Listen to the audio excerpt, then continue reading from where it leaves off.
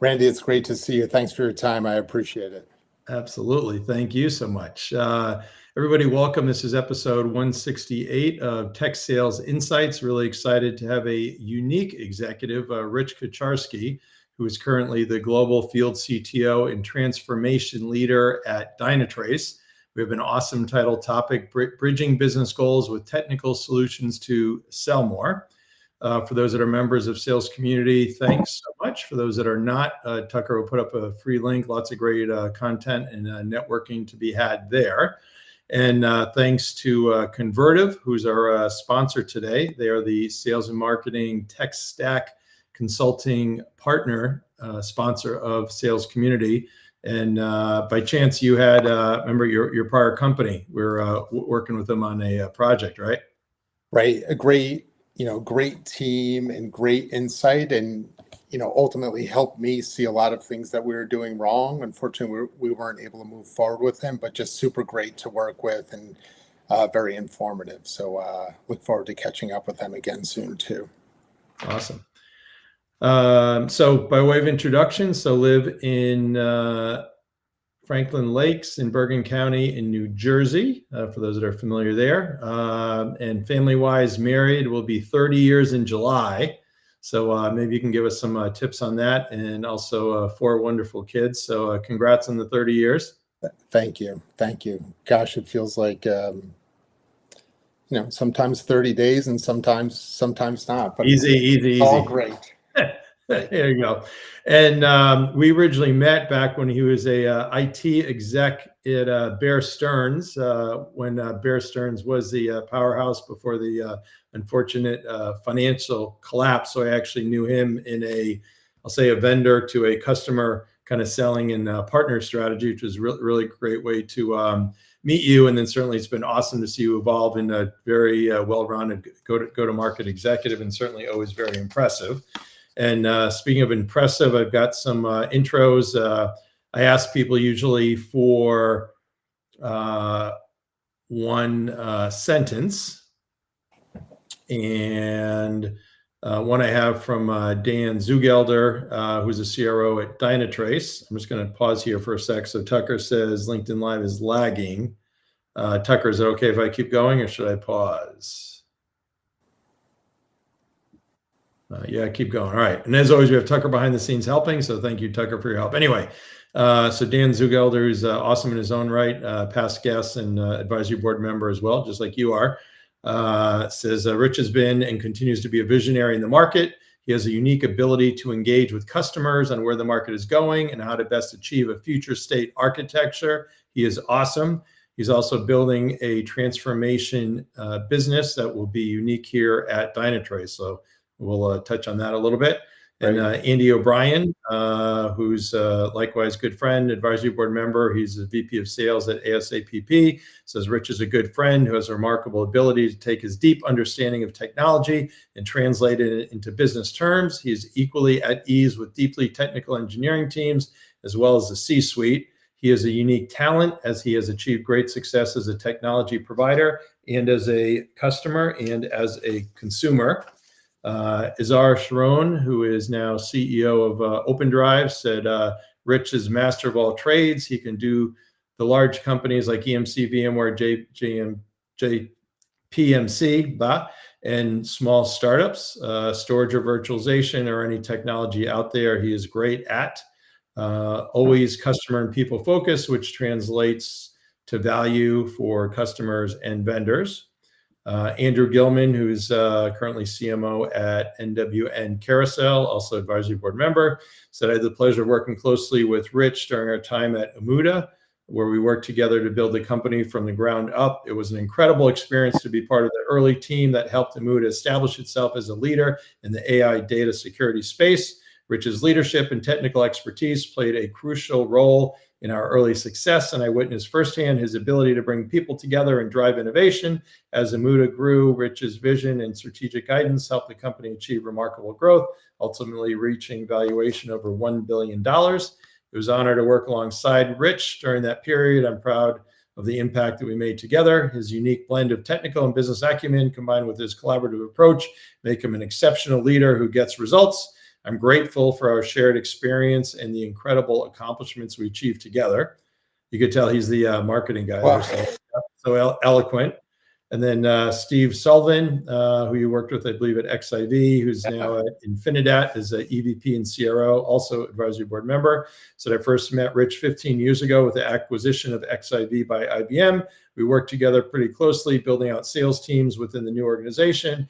And it didn't take me long to understand that Rich is one of the best customer-facing, customer-first individuals in the industry. I remember early on at XIV, we had a few product issues, and Rich was the tip of the spear working alongside the customer and sales team to ensure a successful outcome. He has such a calming persona and knows technology better than most, which gives him instant credibility with customers, even in the most difficult circumstances. He can interface with any level of the customer org chart, from the executive team right down to the individual contributor. I know this may sound like a reference for Rich, but this is who he is, one of the best in the industry. Obviously, I'm a big fan of Rich. So can't get much better than that. And yes, I will send those to you. Well, following Seinfeld, I'm going to take the George Costanza approach and say maybe we should end right here. There you go. Exactly. And as we go here, for those that are watching or listening along, feel free to chime in with any comments or questions as well. And Tucker, we may have an extra space there between the dot and the com in case people want to click on the link for the free sales community membership. So jumping into the questions, you went to William Patterson University, graduated in '94, and your first job was at Sharp Electronics.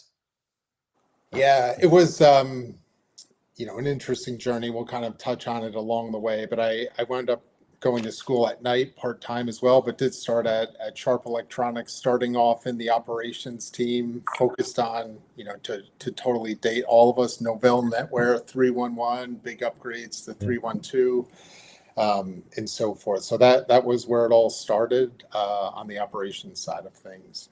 Awesome. And then maybe quickly go through your impressive career from there. And from there, this thing called the internet was starting, and me and a buddy started a small company, started building websites for companies and so forth, and got acquired on a really small scale by a local newspaper. But it helped. I would say that was the start of giving me the understanding of what it takes to not only sell technology, hey, look at this cool widget, but how would apply and benefit on the business side. And then from there, I went over to EMC, which really, was a great culture. I mean, all the names you had mentioned, I had the great fortune to work for most of those guys and learn a ton from them. Probably my best boss was my first boss at EMC, Bruce Lakin, and he instilled two things of what a leader should be: either know the answer or know how to get the answer. And as complex as things are today, one person can't know the answer. So it's something, kind of to the comments earlier, which I hope I live up to. Half of what the team said about me is, how do you build connections with people to ultimately put the best solution forward? And I learned a lot of that at EMC. And what really became core to me, between early Sharp Electronics and EMC, is it's all about the data. If you could provide a platform that provides seamless access to data, it really can help transform a company. And if you look at my career, which bounced back and forth between startups and large corporations, especially on the customer side, I feel like I always had a focus on data and being able to either help deliver a solution to that or use it on the customer side. So from EMC, little startup called XIV, which was part of IBM, and then did some time at JP Morgan, where I was responsible for their x86 estate, both physical and virtual. And what we built there was a service owner and solution owner. So I was responsible for the delivery of that. And there's a lot of parallels to what I'm doing now at Dynatrace, as far as it doesn't matter if this breaks or that breaks. It's the ultimate service that we want to deliver to the customer. So there, my customer was internal developers and application owners. Here, it's focusing against some of our largest customers, delivering a single solution to them, driving great business outcomes. So that has always been the North Star for me, and really the importance of that. Awesome. So great. Totally diverse going between I'll say the end user customer side, the go-to-market side, and some would say the dark side of the go-to-market sales side, but you're handling it very well. So our title topic is bridging business goals with technical solutions to sell more. So I guess kind of breaking this down into different pieces. The idea is, I guess, first you have to figure out from a technical perspective, what does your solution do, right? Right. So we spend, a lot of time working with customers on understanding their challenges, and by and large, whether it's a large customer or small customer, they're wrestling with being able to develop applications quickly and have their customers consume them more effectively. Right. That's kind of the story. Everything else to me is a detail that sits underneath it. What I think is really unique and what pulled me to Dynatrace is their view of that end-to-end solution through the application. So, when we talk about end-to-end, it is the customer on their phone running the application, trying to book a flight, book a car, book a whatever, through some data or something sitting on the back end. So able to provide that perspective there. And the challenge for us really is being able to articulate the value we could deliver. I think over the course of time, people have become accustomed to, Randy, you're the server guy. Tucker, you're the storage guy. Somebody else is the network guy. And everyone says, hey, not my problem. So this really flattens the organization out from the application into that, to say, this is what is broken and this is how we can solve that problem, or this is what we're doing proactively for you. Gotcha. So you take the kind of technical aspect in terms of what you do, and then kind of what's your kind of secret sauce to say, okay, how do you translate that to kind of what's a business impact? Exactly. Right. So, and some of those measurements are, at the highest of levels, customer satisfaction, how that's rated, things like that. So it's really trying to figure out what are the key points that the constituent we're facing off against is worrying about, and how do we solve that? Gotcha. So understanding the customer challenges, but at the same time, if you make the challenges better or whatever, then you still have to figure out, okay, how do you, cost justify it from an ROI or kind of value selling perspective, so that way it kind of makes sense. Right. And, there's no white space, right? So everywhere you're either competing with an existing vendor tool or product, or some operational process that has been in place for the past N years, where I'll pick on you a little bit, where Randy, is the step 27 guy in the process. And while he loves to talk about change, he's very open to change as long as step 27 still stays there. So how can we help the Randys of the world see the value we deliver, which may, take what they do and remove that from the overall process. Yeah. And then going back to the, whatever, 30 odd years ago, kind of EMC value selling days, I think it still holds, but the ultimate home run is you have a sales proposal that the CFO gets really excited about, because you're saying, here's how we're going to help you generate revenue. Here's how we're going to help you save money, get a competitive advantage, kind of stay out of jail. Maybe if that's in the security side. Right. Do you find that as well? It is. And I think there's another complexity or another persona in it. Like back then we talked about IT, CFO, maybe empowering the business, and I'll put air quotes around that.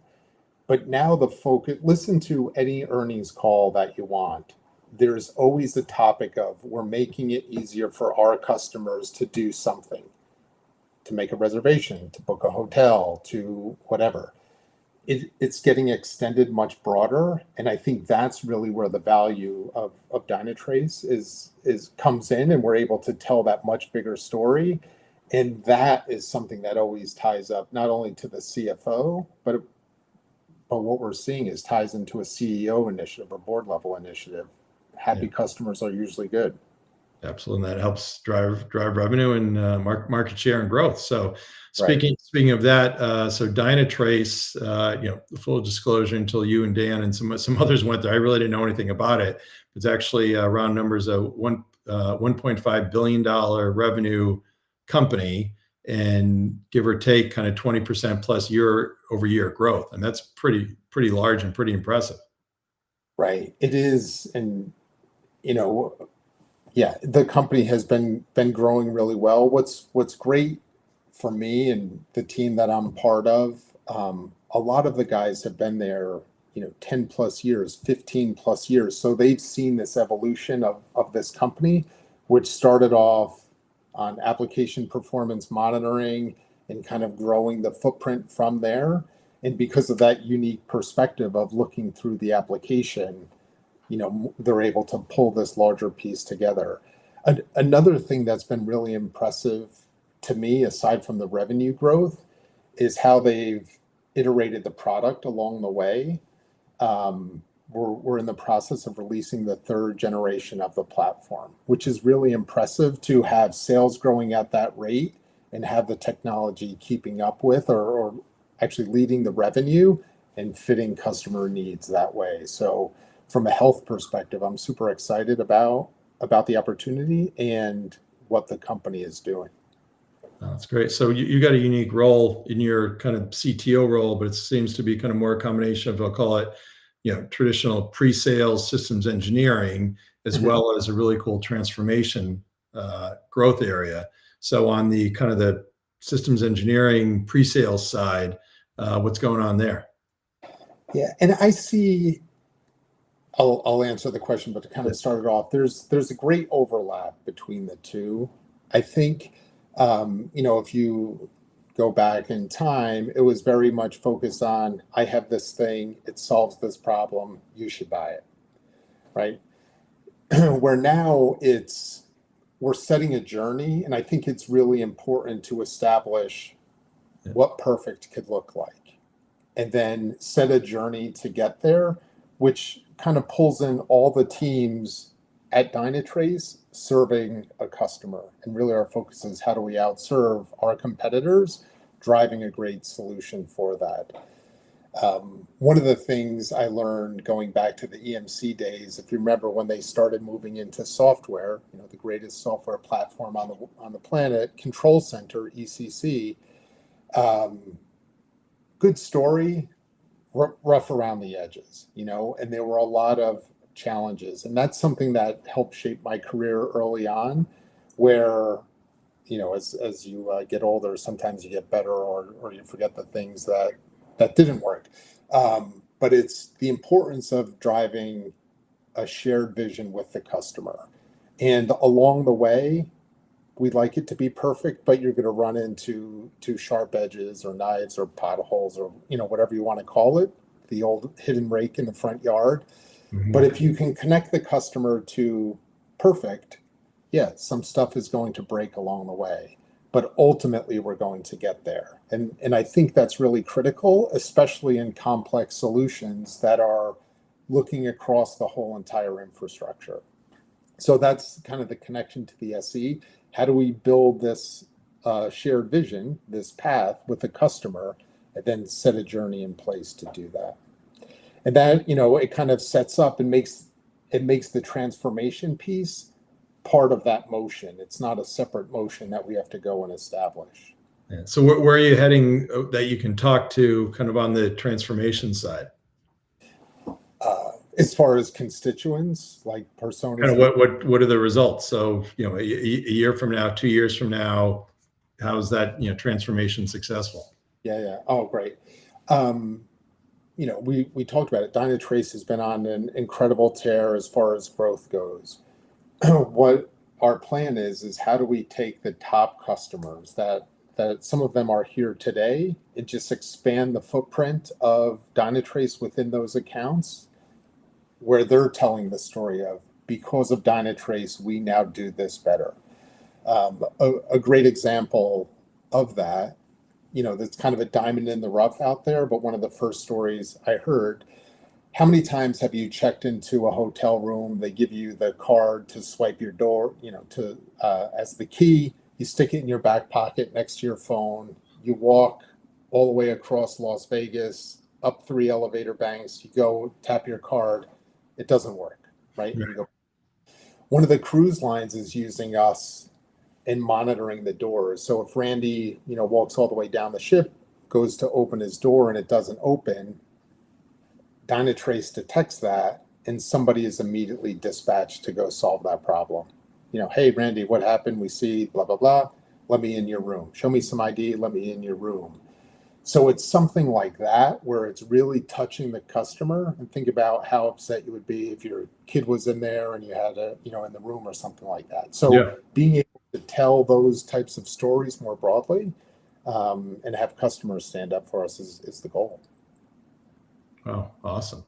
And if you think about kind of your, kind of priorities / challenges besides what you've already mentioned, any kind of 2 or 3 come to mind? It's funny, you posted something today. I may be old school, but are EBCs still important? They are. They're like really important. And it's something where you could tell and shape a big story. And Right. A new team member just joined on the marketing side, Michelle Vaughn, who's really great. And I'm working with her on an EBC, better defining the EBCs. So like I said, we have a lot of diamonds in the rough. It's how do we stitch these together and not fall into the rat hole of, let me talk about the what's in the hows in great detail. That's all critical and important, but I think we need to do a better job of shaping the why and how we're Yeah. going to help you get there, supported by a great technology platform. Yeah. I mean, it sounds like the kind of cool thing is that, we could be having the same discussion 20 years ago, right? So, I mean, of the challenge of what you have, it's not like it hasn't been done before. Right. And, you and Dan and others have seen the movie, several times. So you kind of have your kind of hands on the right levers and can kind of see where it is that you want to go. Right. And I think that's something you bring out 2 points there. One is working at great companies in the past, you learn and understand what great can be, and you understand how to shape that vision and help a customer get there. I was talking to Bernie Barker, who's part of the team, another EMC guy from way back when, and he and I have done our share of startups. And startups have great stories, and it's hard to get relevant and hard to have the technology around it. So it's refreshing to be here where the platform is there. It's just orchestrating the story and the path for customers to see. Awesome. So with that growth, I assume you guys have some openings on the go-to-market side. Yeah, so they'll as a plug, check out careers dynatrace.com. There's a bunch of recs in the system now, both from a sales engineering side and the sales exec side. Awesome. And if you're in the elevator or somebody, you got 30 seconds, what would you say in terms of what's special about the culture, or why should I want to work at Dynatrace? Yeah. Kind of going back to what I mentioned earlier, I would say a majority of the sales engineering team falls into one of 2 buckets: greater than 8 years, less than 2 years. And it's not that the people in the middle quit, it's just they've been here such a long time, and the growth is really starting over the past couple of years to go. Everybody has been extremely helpful, gone out of their way to get me engaged in things. So I would say a welcoming culture, but there's a level of accountability, which I think is really important. One of the themes from our sales kickoff was just 2 weeks ago, is act, accountable. We own this. We have to help shape this and drive that forward. But there's a level of, comfort and support around it. If you fail, it's not like I'm going to give you a thousand lashes with the stick either. Gotcha. All right. Very, very cool. So you'd mentioned kind of focus on those strategic accounts. So is there anything unique or different that you're doing relative to, I'll call it kind of, basically lead gen at those accounts? Because there's probably new people you're trying to get to. Right. It is funny, going back, you think of lead gen as how you don't know me, let me talk about whatever. So in some of these cases, we're going out and meeting new personas within it, lead gen, we're finding new people. One of the ways that I've found to be effective is with that shared vision, working with somebody inside of IT to build that. You could almost be their sales rep. And what I mean by that is, Yeah. let's say you're the customer. Hey, Randy, here's what we're building. Who are the people you face off with in development that may not be your biggest friends, your biggest advocates? Yeah. Let me go talk to them and show them how we could help.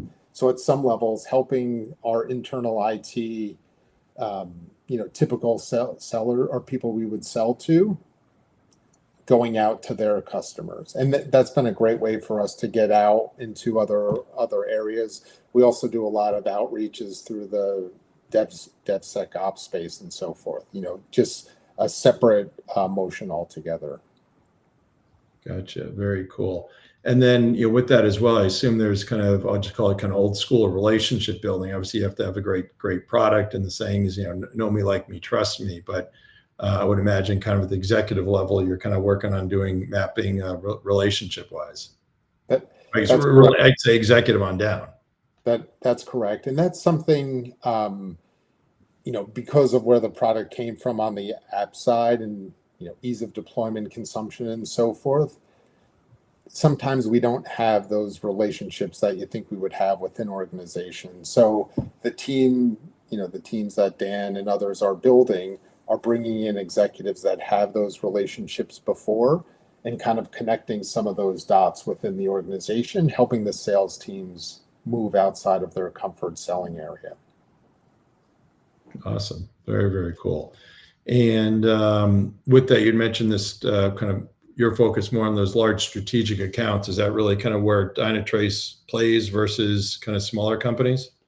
No, it's I would say unique in that it's a platform. It could fit in small customers and large customers. Not Randy's taco stand, but small medium businesses do well with the platform. So it's one of those things where we are talking more about the platform of Dynatrace and how it could benefit customers, both small and large. Clearly, the larger the customer is, the more complexity that you would have in the environment, the more value we can deliver from that. So that becomes more of the sweet spot. But the platform is pretty beneficial across verticals. That's great. So changing gears a little bit here. So everybody has mentors in their life. Any one or two in particular you would call out, and any specific advice that you'd received? Yeah, it's, as we talked about, I've had the great fortune to work for a lot of great leaders. One name that pops out is Jim Sullivan. He was really the first leader that I had leaving EMC, and taught me a few things which still are applicable to this day about hiring and understanding where you're coming from. So he's somebody that I always put in that bucket. And just kind of early EMC days, working with Steve Fitz and Kevin Delane, you mentioned Andy and Dan, both had a great impact on my career early days. So very appreciative of all of those guys. Excellent. Very cool. Very cool. Any one or two CEO leaders along the way that you've been particularly impressed with? This is not a old school EMC commercial, but early on, I got invited to a Mark Lewis, who was the CTO of EMC for a while, leadership meeting, and Mike Rutgers got to speak at it, and he made a couple comments that I would say hopefully helped make some of the comments that some of the guys said earlier about me. And so Mike Rutgers is one, and kind of his ending point was, I want more of my leaders to be leaders of other companies. He was very focused on what's best for the person. Hopefully that's best for EMC, but if it's not, that's a good thing for the person.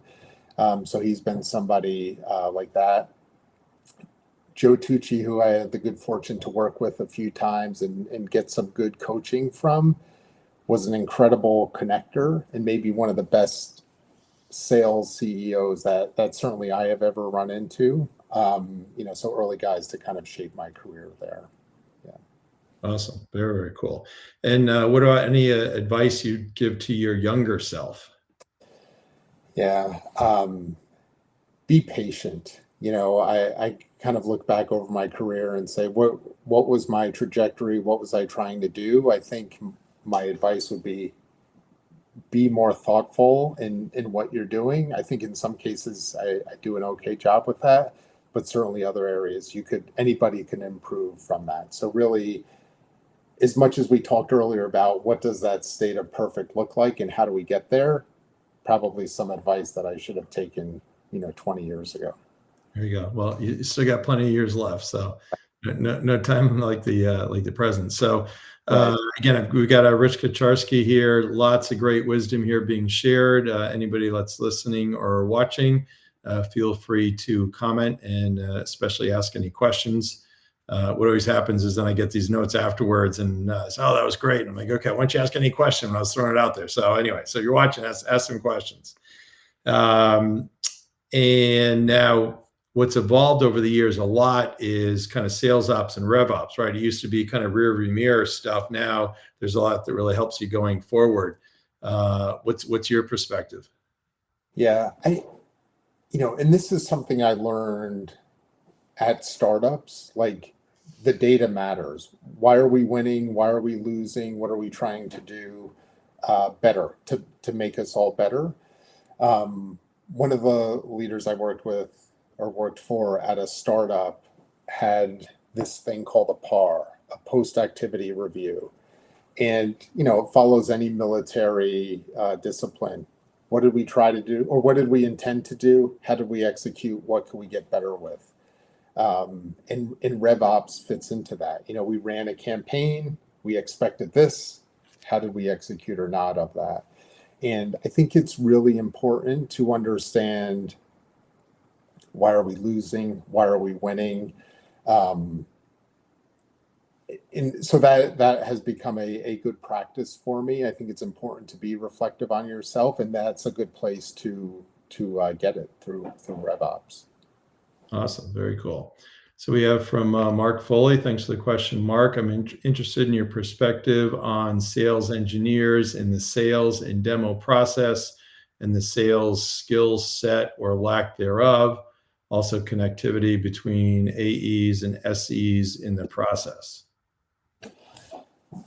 Yeah, that's a great question. There's a couple of pieces. I'm going to answer it in reverse order, if that's okay. Great. So my belief is the SE owns the technical relationship with the customer. It doesn't mean they do everything in the process. It doesn't mean we don't need CSMs or PS or anything like that, but they need to be aware of what's going on in the account. And that sets up the second part of the question. I believe the SE and AE are teammates, and that both should have equal amounts of hands on the football or lacrosse stick or whatever analogy you want to talk about, and come to the best decision. And if you look at some of the larger wins anywhere, you could see where the SE was and how they executed, great or poorly, and what was done to adjust. So I think it needs to be a great partnership. I think there needs to be trust and the ability to say no or yes, and here's why. Which kind of sets up the demo part of it. Everybody has seen this play over and over again. Just show them the demo, and we're totally going to get to the POC, and then we'll just do the POC. which kind of sets you on a path of you're probably going to do a demo, you're probably going to do a POC that lasts a really long time. And then going back to RevOps, it says close no project, right? That's not an effective piece there. Better understanding what are we trying to do. Let me share with you how we solve this problem at another customer. You probably have something similar to that, and kind of shaping it is critical in any large or small sales opportunity. Yeah, absolutely. Thanks for that, Mark. And for any others, feel free to chime in.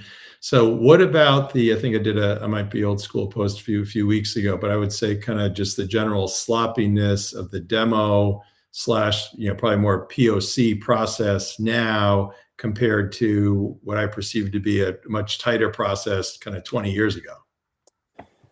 Yeah, I think it goes back to what I said earlier. There's this mindset of if we just do more of something, we're going to win based on percentages, which sometimes becomes a RevOps challenge. Hey, 80% of the time we win.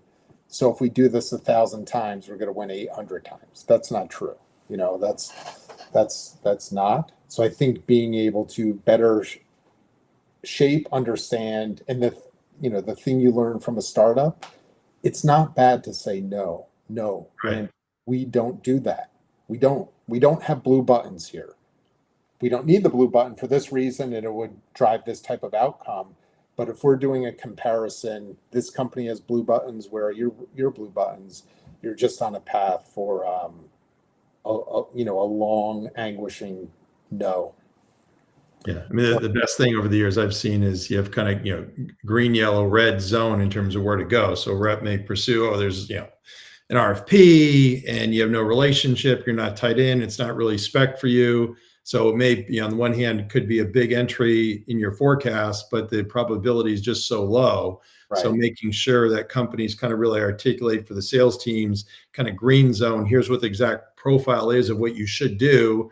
And then to your point, there's a lot to be said for saying no before resources get tied up and wasted, especially at an earlier stage company, right? Right. And just kind of finishing on the POC, I'm of the mindset of we need a standard template. And it's, if you said to a customer, hey, what do you want to test? Just tell me and we'll do it.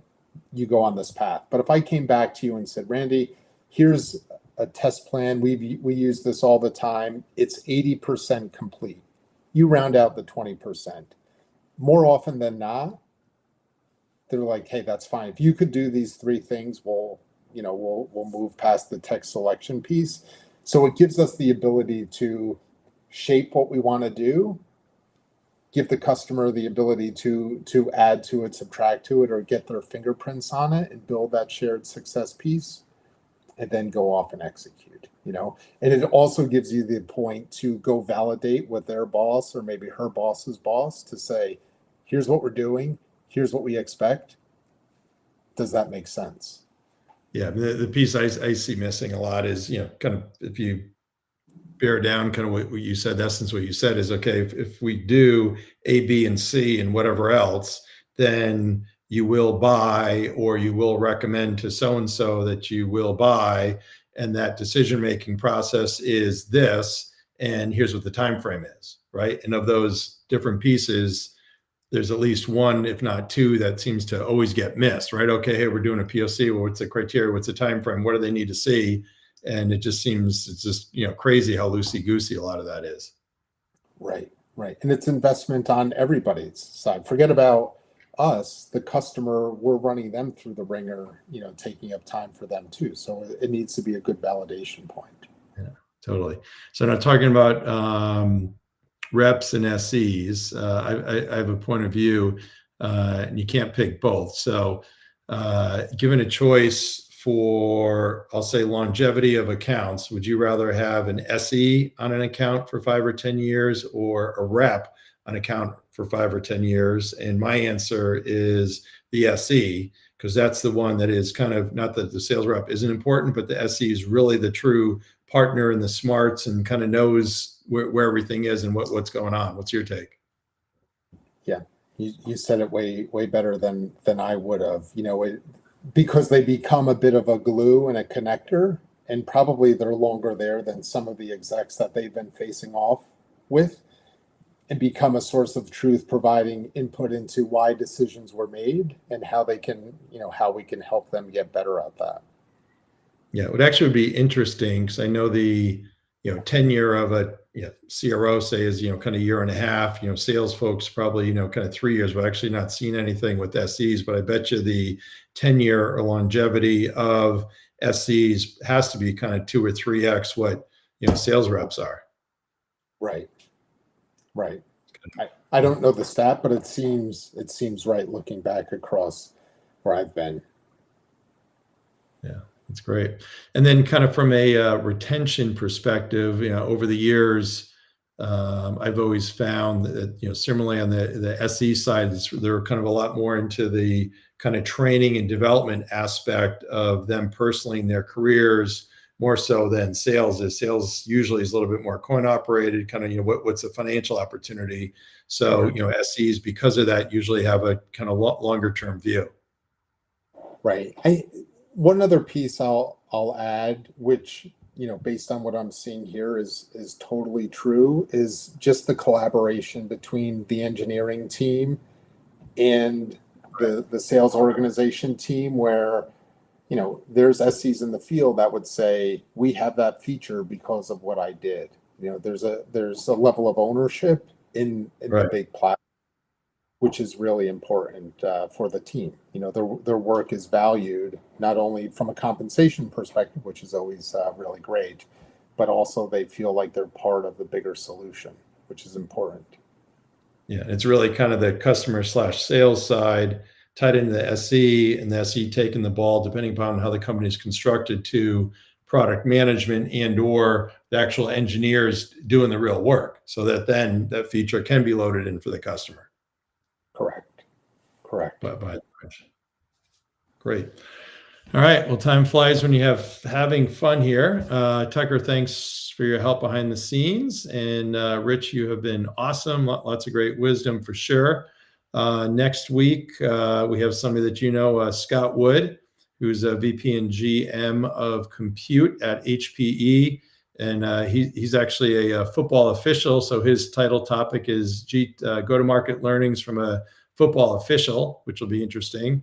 And then week after that, I think you also know Jim Delia, who runs Global Ops at Workday, and his title topic is People, Scale, and Innovation, the three-legged stool of successful RevOps. So all good stuff for sure. So Tucker, thanks for your help behind the scenes. Rich, you've been awesome. This gets kind of reposted everywhere. And Jim Murphy said, great interview, guys. Thanks, Jim. And everybody otherwise have a great day and a great rest of the week.